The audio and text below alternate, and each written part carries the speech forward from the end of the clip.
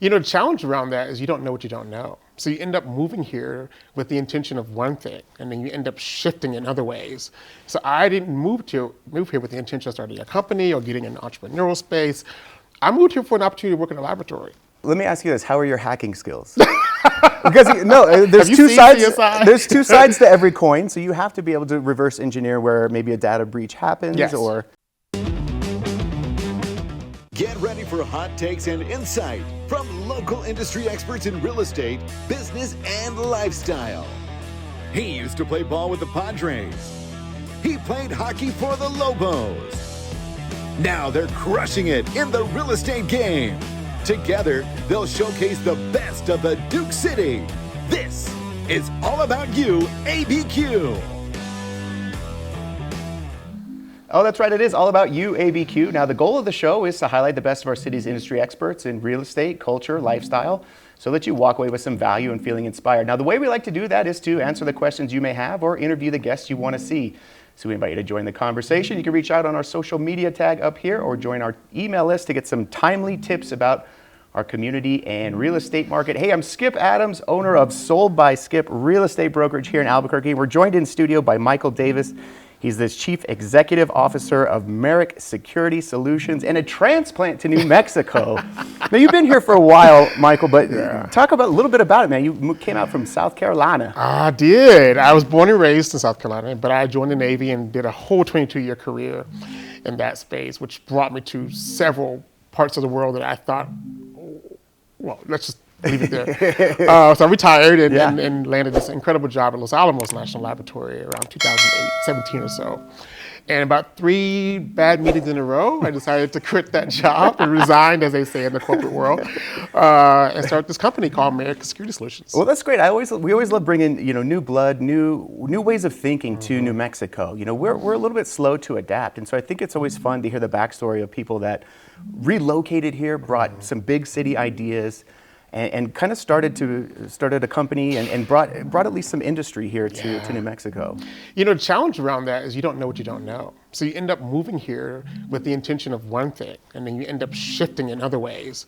So I didn't move here with the intention of starting a company or getting in an entrepreneurial space. I moved here for an opportunity to work in a laboratory. But I found this other opportunity within myself when I really sat down and analyzed my life here to do better. I can ask better questions. I can get, access to different type of people in cybersecurity. So it's not just this job that we're talking about. It isn't just a job for me. It's really a lifestyle shift. Yeah. And a huge pivot. I think a lot of people find clarity when they move to New Mexico, just something about the high skies, the fresh air, and just a different culture and perspective. The chili. And the chili guts. A lot of people take some time to get used to that. But no, so you're living in Santa Fe, right? But you also have business, down in Albuquerque, so you kind of commute a lot. And that I would imagine you're very familiar with I-25. Oh yeah. Not my first rodeo being on a highway. No, business is based in Santa Fe, and we focus on cybersecurity, risk management, all things that involve risk. So it's not just, as the proverbial on the keyboard and saying you're your glasses. Yeah, the glasses are out. But there's a whole other version of cybersecurity that we actually are part of. But the texture around the business is really focused in risk. So we work with other businesses that are focused in data. We help them secure it better. Maybe ask them why they're doing the things they're doing to secure their data. It's so funny, as a business owner, you have to be an expert in, email, security systems, and marketing, advertising, hosting TV shows, all that stuff. And so you have to rely on somebody else to come in and go, hey, knucklehead, you got the back door wide open. You do. You got everybody's social security number in your CRM. What are we doing to make it? Because, how many times do you get, across the news headlines, another data breach, and oh my gosh, everyone's got to go in there and freeze their, social security numbers and everything else. Right. No, this is the reason I will always have a job. Yeah. Not to be that guy, but ideally it is because people are sleepy, tired, hungry, or in other moods where they're making mistakes. And I think that's why we shift in our business model to be more focused around people-centric, human-centric, cyber psychology-centric, of the whyness of why you're at work. What are you doing at work? I'm protecting this data. Well, what are you doing to protect the data? Let's unpack that a little bit more. So it's not just a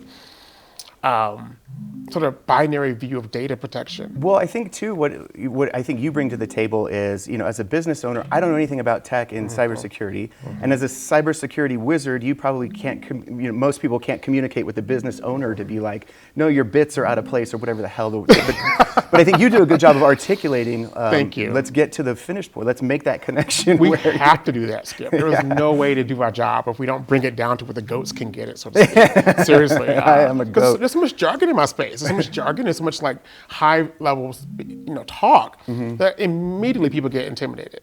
Oh, when I walk in the room and they're like, "Oh, you're a cybersecurity guy," they start to like shift because like you're gonna check my browser history. Right, exactly. So I'm constantly on the defense or at least the offense and make people realize I'm here to help you. Yeah. But I'm also recognize that we are making mistakes because we're just not paying attention. Well, there's so many big things going on, in the news around big companies acquiring other companies, and I'm sure there's a whole mess of cybersecurity that goes into it, especially when you talk about in the real estate industry and the mortgage industry.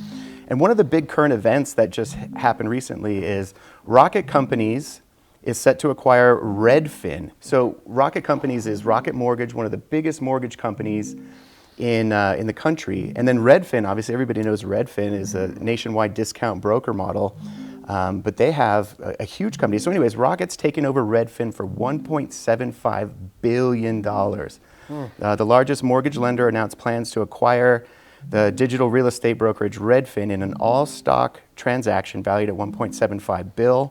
The deal aims to integrate Redfin's home search platform with Rocket Mortgage Services, streamlining the home buying process. Redfin has something like 50 million monthly visitors. So, I mean, that's a lot of data to protect, especially when you start introducing mortgage applications, sensitive security stuff like social security numbers. In my world, we follow the data, and it's kind of a scary space because that's a lot of data. And when you think about how data is now currency, data is now a thing that's being sold and bought and You're traded. being tracked, yeah. You're being tracked. This is an incredible time for cybersecurity to be invested into that space. What we often see is that cybersecurity is the last thing they talk about. Oh yeah, I got to spend my money on marketing and, Right. and all the big flashy things. Totally. I don't want to nerd out with some guy that's just fixing my IP address or whatever. Correct, with the glasses and everything else. But we often have to prove that case first, and I hate to say it so cavalier and so generic, but we have to prove that case first before we can get in and say, well, let's just, we're here for this reason. Yeah. So let's do a little bit more critical thinking around how data is flowing in your organization. And how can we keep your company out of the headlines for That's a data it. breach? That's it. That's great, man. So one other thing I wanted to chat about, just just life in general. So, I've got two little girls who are so fun, and so one of the things we always love to do in Albuquerque is go to the Natural History Museum. This weekend, my wife and I went to a fundraiser for the Natural History Museum. And Mark, pull up that picture. Oh, so here's the video. The girls at the Natural History Museum. Nice. Oh my gosh. Big dinosaurs. Oh wow. So just a fun space, and always growing up in Albuquerque, that was a place we always grew up. And so then my wife and I got dressed up for the fundraiser. Mark, look at how hot she is, hopefully. Oh gosh. Oh, there she is. Lady in red, dude. There we go, lady So in red. got to go support, for the girls to continue to get to go to the dinosaurs. But just a fun time to get out of the house too, because you and I were talking about it. It's like, what is there to do in Albuquerque, nightlife? And so anytime you get a chance to get a babysitter and go out, you got to dress up and take advantage of it. Absolutely. But Santa Fe is a sleepy town in that regard, in the fact I feel like everything closes like 8 o'clock if you want to get a late night snack. Is it you find that? Yeah, unfortunately, I've been there 7 years now, and I am still trying to figure out what to do. But there are things to do that are like hiding in plain sight. We know that there are house parties, there are people having little get-togethers and things like that. There are private dinner parties, things like that. I think we've come to terms with the fact that our nightlife is just not getting. That's the lifestyle. I mean, look, I go to bed at 8:30. I got the two girls anyway. So you have obviously. When we were talking about comedy clubs downtown know. and just something to do besides going out to clubs, popping bottles, looking for fights like we used to back in the day. Reality, right? that's reality. I don't drink, so I'm having even a harder time navigating where to go. That's going to be sort of a space that's healthy and fun. But I feel like Santa Fe is more of a healthy space when it comes to people that are well traveled, that are more forward thinking and just, better, deeper conversation, talking about art, stuff like that versus Albuquerque, it's more. I'm going to refrain from but what I will say, to your point, there is a smaller intentional community there that does focus in that space. There is a lot of discussions around art and culture and little thoughtful get-togethers that happen that I don't see happening a lot here in Albuquerque, but I'm maybe I just don't know the angle. But ideally, you're right to some degree. There's a smaller population. People are transient in Santa Fe. I think people actually live in Albuquerque. I think there's a real vibe of living in a place versus visiting a place. So I think there's an energy around both that. Because how long were you in, you're from South Carolina. Was that born and raised? Born and raised, yeah. So what are some of the things about New Mexico you feel like are, that you've come to adapt to that are so different from any other of the world? What makes New Mexico charming? How long do you have for this segment? One, the sky. Yeah. And everyone talks about the sky here, and it's hard to describe to someone who's not living here, the sky. To be able to see that way 50 miles and just have no obstruction. I mean, that in itself is why is my real why. How do I say this in English? All the friends in my life that I really can, like, that 3 a.m. call, those people, the majority of them are living in Mexico. Is that right? 100%. Oh, that's fantastic. And I have a lot of friends. I have a lot of people in my life, and forgive my friends who are living far away, but ideally the friends that I can call on to quote unquote hide the body, hypothetically, they're here. That's great. And there's a real beginning stages of that, what that looks like for me for the long term. All the friends in my life that I can call to do an errand, to go get gas or go to Target or whatever, they're here in this space. So I feel like I've found a version of me that's deeper and I've invested more energy towards friendships here. That's great. And do you find that most of those connections are with locals, people that are here? Most of them were transplant as well and kind of in the same space? It's a little bit of a hybrid. Yeah. It's definitely a little bit of both. There's a lot of people who, like me, who are transplanted here, but being that I work with schools and work with parents and work with teachers and things like that, there's another element of that social connection there. Right. Because I found that too. I've lived in a ton of other cities around the country, most recently San Diego, and I found that the majority of the people that I connected with were all transplants. Yeah. I feel like the locals already have their inner circle built up, and it's tough to break through. But yeah, so that's interesting. But when with your background in cybersecurity, stuff like that, what are some ways that you're giving back to the community and helping to educate some of the younger people that are coming up that maybe need to be aware of? Good question. No, we, as of 2 years ago, we started a curriculum, a K-5 curriculum that focuses in cyber ethics and cyber psychology. Now, that's a big word for how we feel about tech and the impact of technology on us, psychologically speaking. So we work with young 6 to 10-year-olds on their space. When it's picture you giving your 6, 7-year-old their first phone, their first iPad, or whatever that device that you're handing them, we're the ones who are going to say, well, how do you feel about that device, young 7-year-old, young 8-year-old, and get that feedback and work with them to develop a consciousness. We don't want to necessarily take it away from the innovative side of technology. We want kids to be excited about technology. And literate in technology too, right. right? But literacy is just one element of it. We need the kids to feel themselves outside of it. They need to be able to have a boundary that says, I can stop using this device at any given point in time. Well, because there's so many different schools of parenting, right? Correct. Like no screens until you're 16, Yes. or be that, or you're just the parent that's like, here, shut up, type of thing. So I feel like we struggle with finding the happy medium, and we do a pretty good job. Birdie is our oldest. She's 3.5. And she's at that age now where it's like, if we go out to dinner, she'll make it about 10 minutes in, and then all of a sudden she's disconnected, and it's time to go start throwing sugar packets. And at that point, it's, I think it's the time to bring the screen out for a distraction, because it's not fair to a kid that age to sit on their hands for an hour while we're at dinner and not say anything. I mean, you got to give them something to. So I feel like in that aspect, it's fine. Or if you're on a road trip. But other than that, we're pretty, pretty distance with screen time. Yeah, no, it's an interesting problem statement, Skip. We think about this. You see this in the news. You see lots of books been written about this concept. When is the appropriate time? There are, in my world, we feel like around 8 is really time to kind of really integrate, to think about talking about it, getting into the mindset of what that feels, those sort of introductions, like that level of intellectualizing it. Yeah. But in your case, you're talking about digitally babysitting. So there's like a real, there's a real controversy around what that looks like. 'Cause there was a whole generation of people like me and you who grew up without screens, who grew up with being on our hands, Throwing those sugar packets, and we're still here, we're still functional. We didn't die in the process of that. So I think there's a kind of a counter argument around, well, we're living proof of that system. But I think the idea is that we're forcing engagement so much earlier on kids that they're losing the connection to humans in that space. There was an HR study that just came out about the lack of business skills and communication for Gen Zers. Oh, absolutely. Meaning, so the HR companies that were interviewing, Gen Zers for interviews noted some outstanding behaviors. Number one, lack of eye contact. Right.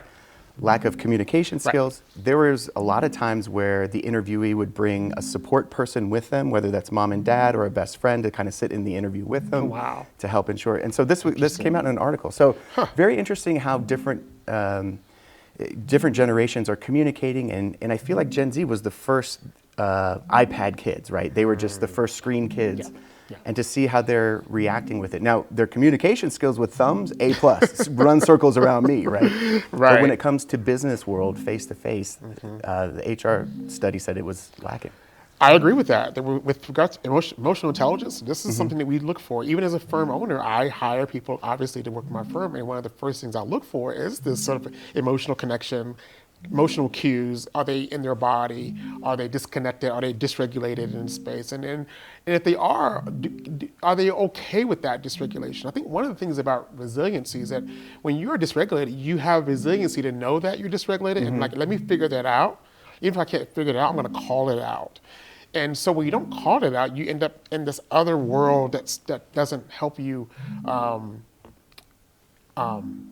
my train of thought. It doesn't help you be in the moment, be present with whatever situation. For sure. Even interview or not. Sure. So I think that's a product of so much digital screen time that doesn't allow you to kind of connect with eye contact in the same capacity as we're doing right now. Yeah, no, for sure. I mean, I think that's a big thing in business. But explain a little bit more about the program that you're running. You're going through right now. So you're in what, 4 schools? 3 schools. 3 schools. So 2 in Santa Fe, 1 in Albuquerque. Correct. And so just to provide awareness around screen time with kids, and also just to build their confidence in using technology. Oh, absolutely. So the program is called mindfulbytes.io, BYTES, for that clarification. And ideally, it started with my journey in technology. 30 years later, I'm still questioning my journey in technology. So just as a precursor, know that. So my relationship with technology began with alarm clocks to social media, Instagram, whatever that looks like. And so when I was at this age, navigating that, my first thought, what are 6-year-olds doing? How are they navigating it? How are the 7-year-old? So I created this program for this particular reason, just to address a deeper, darker question around what is the space in between you and the device? And that was my question. But now I've reverted that question and made it into a whole curriculum that asks a lot more questions. And so ideally, when a school hands out a Chromebook or device or whatever that looks like, or a parent, this type of program allows kids to say, well, I am using the device and I feel weird, I feel awkward, or I feel anxious. Perfect example when kids ask for 1 more hour on their iPad. Sure.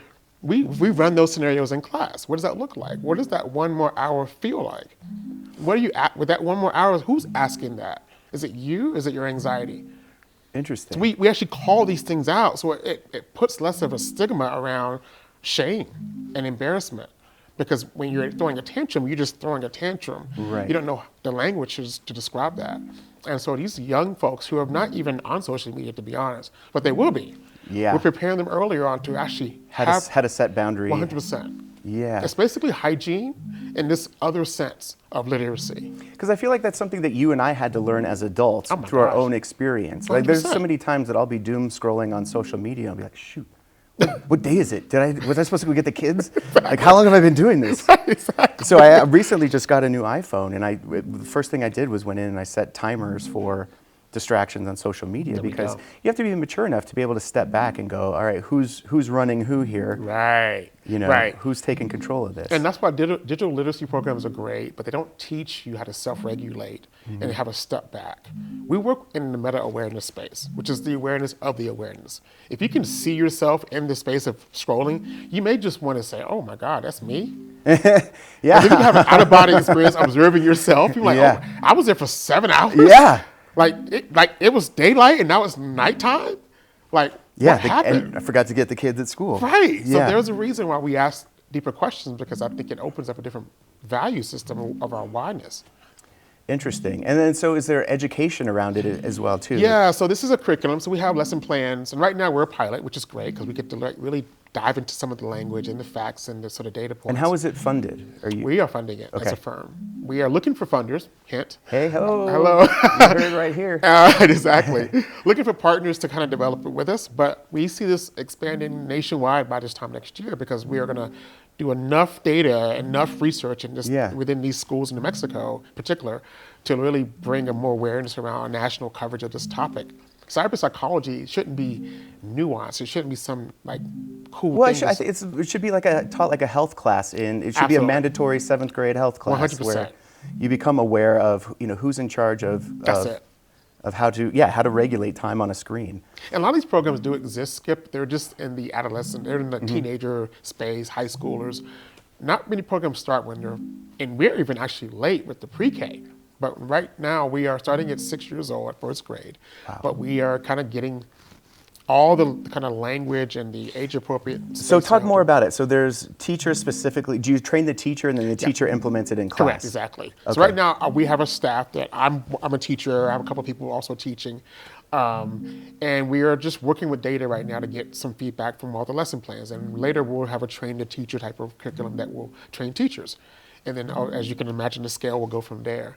But ideally right now, we're just working it in our own lane. We're self-funding in the space.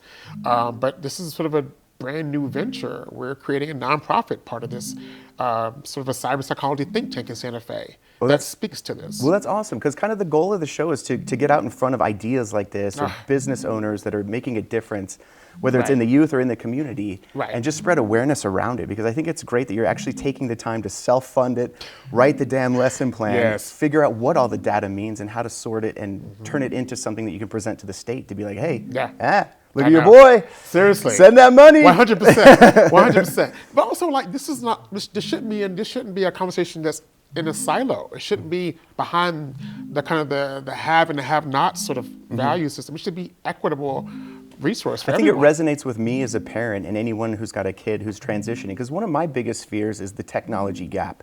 You know, and you look at, kids today in high school. I mean, I'm terrified of, dick pics coming. I mean, what's it going to look like by the time my kids are in?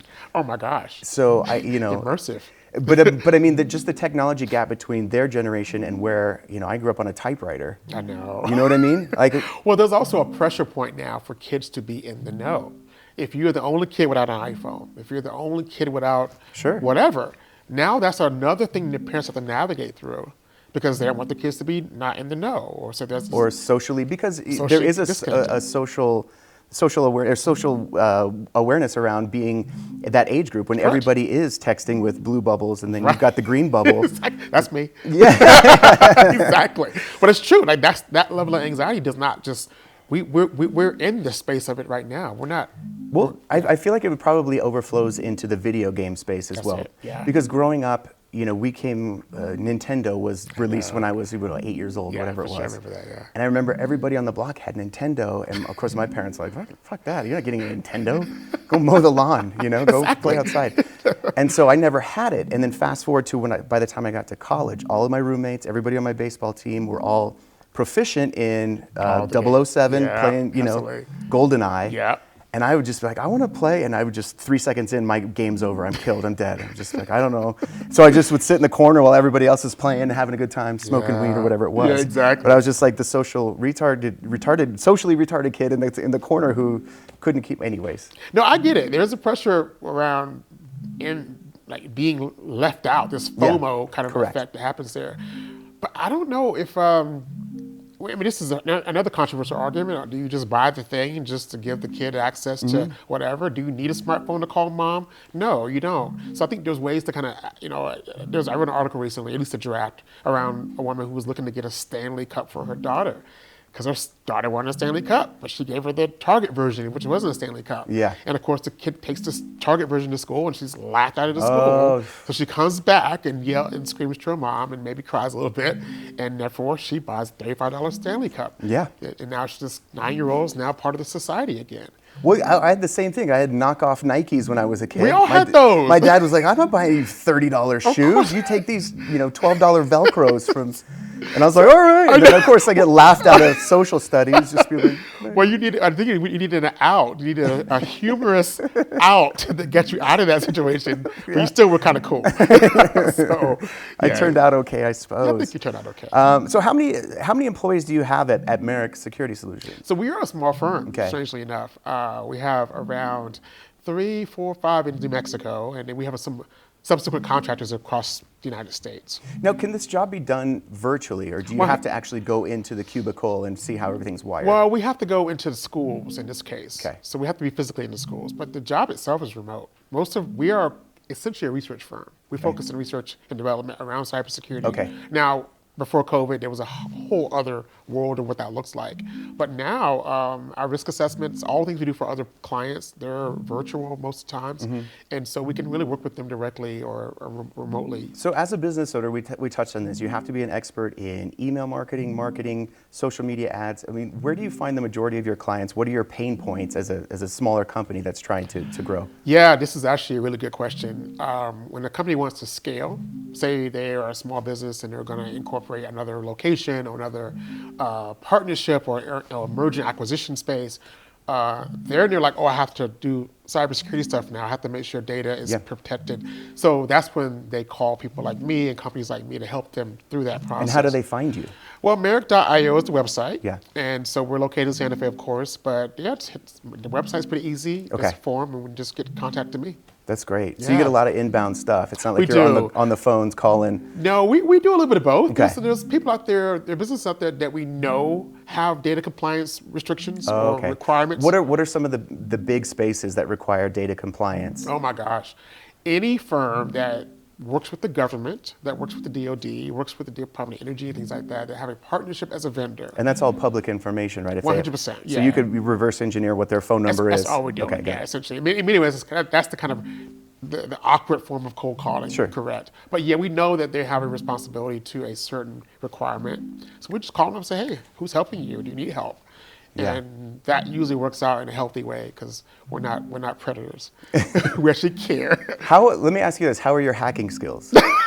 Because there's you two seen sides. CSI? There's two sides to every coin, so you have to be able to reverse engineer where maybe a data breach happens, Yes. or So we are auditors. We're considered third-party auditors. So we don't really come in and do an assessment and then write ourselves a job in for the remediation. So essentially, I can do both jobs, the hacking and the kind of remediation and the assessment part of it. But I think in this case, I've chosen the better route because that world of hacking is so much more energetically speaking, and I've done a lot of work in the government.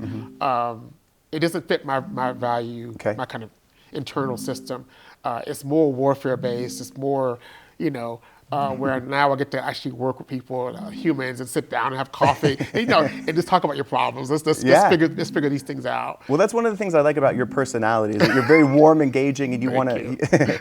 I feel like you're genuinely, a good guy who's here to help. And Yeah, you can't imagine me sitting in a cold, dark room hacking in the middle of the night. with a hood on. With a hood over, and that was me for a long time. It was, I was being paid by the government, but nonetheless. So I think my personality fits better with this part of the risk side of things. Well, a lot of people don't know this, but you had dreadlocks for a while. did. And so we're looking at a whole new Michael Davis here because I know. I can imagine you with dreadlocks and the hood on, just in the dark, trying to find the back door. It was a vibe. I love my life with dreads. All my friends who know me know I love my life. With dreads. But this was a year ago. I had to shift, lose a little bit of weight, and kind of like not physical, but just sort of How hot are dreadlocks? I mean, I feel like. My hair is medium. Well, it's starting to lose a little on the top, but it's like medium length. I think it depends on what kind of care and quality of your dreadlocks, because some dreadlocks are a little science experiment. Oh yeah, I've seen And- some filled with honey and yeah, sticks and stuff. and stones, and no, I was professional in that regard, so I didn't have the option to have all the things. So no, they were pretty easy to maintain. Plus, I only had really just the top and some of the back, so I kind of made sure I didn't have to be in the mirror too long in the morning. So. Well, that's great, Mike. I appreciate you coming on the show and Oh, just kind of it's talking about how you're wonderful. giving back to the community. Thank you. And one way I always like to give back to the community, Mark, if you're ready, we're going to talk about Skip's Tips. Oh, yeah. Love it. Skip's Tips, anything that saves us time, makes us more money, or allows us to have more fun in real estate or in real life. Shh, there's a silent killer among us. Is it you? Is it you? No, it's radon gas. And if you're not familiar with radon gas, it's the second leading cause of lung cancer, second only to tobacco smoke. Now, where does radon gas come from? Well, it comes from the decomposing rocks from our mountain here, the Sandia Mountains. And so if you're in the market to buy a new home, the good news is your home inspector will perform a radon test to ensure that the levels are safe for you and your family. So be sure to take that extra step when buying a property. And if you want to know about the other 3 main inspections we recommend, just leave a comment in the section below. Share this with a friend and tell them Skip said so. Oh, yeah. Oh, yeah. But did you know that? Are you familiar? I mean, you've been through the Radon? home buying process. Oh yeah, I recently just sold my house and I'm sort of nomadically living now. Which Yeah. has been great actually. I've never not owned a home since I was 24, 25.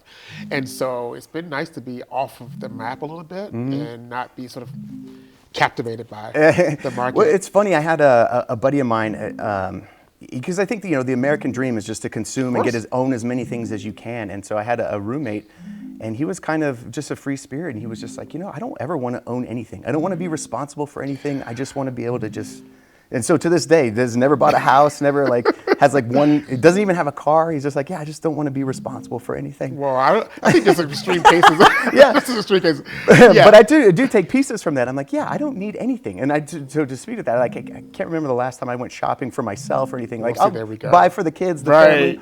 But I don't want to have bills. I don't want to remember passwords for anything else or what my log is into this damn iPad, anything. Also true. Well, also I think the reality around home buying is that people think that once you buy a house, which is actually partly true, you get some equity, you have some value, you can take money out of that.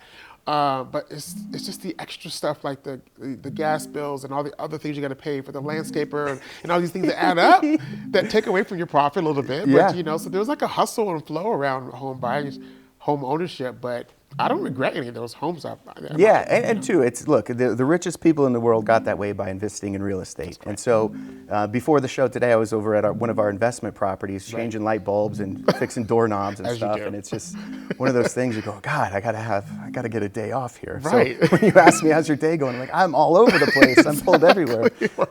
Yeah, exactly. But Michael, great story, man. Well, I'm Thanks, so glad Scott. you're here from South Carolina permanently and just absolutely crushing it up in Santa Fe and Albuquerque, making a difference in the absolutely. youth of New Mexico. Thank you, Kip. So we wish you the best of growing that. Yeah.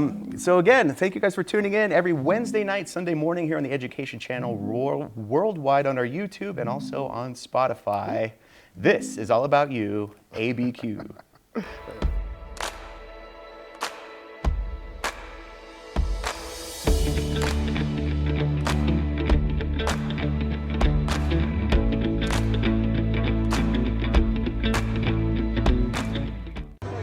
You're watching You, ABQ.